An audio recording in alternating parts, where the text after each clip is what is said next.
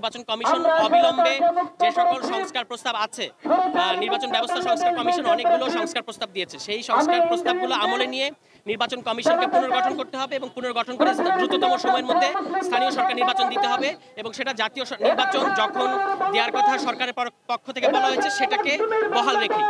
এবং আপনারা দেখতে পাচ্ছেন যে ঢাকা দক্ষিণের এখন যে পরিস্থিতি তৈরি হয়েছে এটার জন্য সম্পূর্ণ দায় নির্বাচন কমিশনের, কারণ তাদের আসলে এই রায়ের বিরুদ্ধে আপিল করার কথা ছিল, কিন্তু তারা খুবই রহস্যজনক কারণে আপিল না করে তারা এই মামলার বিবাদী হওয়ার পরেও আপিল না করে আসলে তড়িঘড়ি করে গ্যাজেট দিয়েছে। ফলে আমাদের এই নির্বাচন কমিশনকে আর সাংবিধানিক প্রতিষ্ঠান বলা যাচ্ছে না, এটা একটা রাজনৈতিক প্রতিষ্ঠানে পরিণত হয়েছে।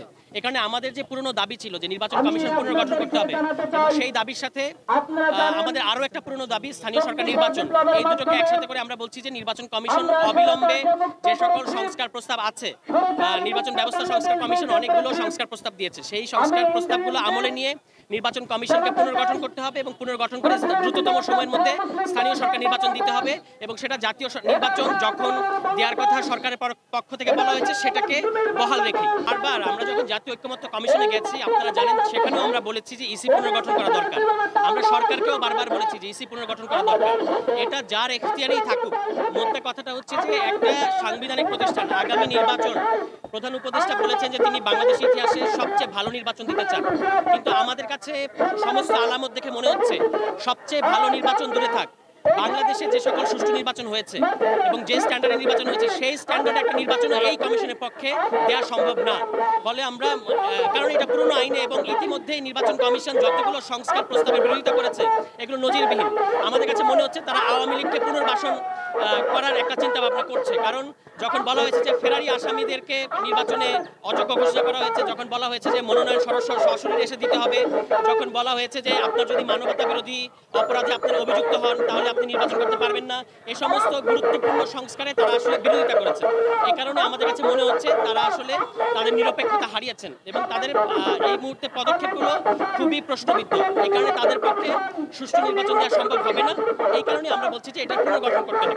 স্থানীয় সরকার নির্বাচন কখন হবে এটা আসলে সরকারের ব্যাপার, বিশেষত স্থানীয় সরকার মন্ত্রণালয়ের ব্যাপার, কিন্তু এই নির্বাচন কমিশন আগ বাড়িয়ে বিভিন্ন সময় বলেছেন যে এখন স্থানীয় সরকার নির্বাচনের সময় না, এখন স্থানীয় সরকার নির্বাচনের শর্ত নাই, এখন স্থানীয় সরকার নির্বাচন করা সম্ভব না, এই ধরনের রাজনৈতিক বক্তব্য যেটা তাদের এখতিয়ার বহির্ভূত, এই ধরনের বক্তব্য আমরা তাদেরকে দিতে দেখেছি। ফলে যেটা আমি একটু আগে বললাম যে তাদের মোটিভ আমাদের কাছে সন্দেহজনক মনে হচ্ছে এবং তারা আসলে একটা বিশেষ রাজনৈতিক দলের সাথে নিজেদের অবস্থানকে একেবারে গুলিয়ে ফেলেছেন।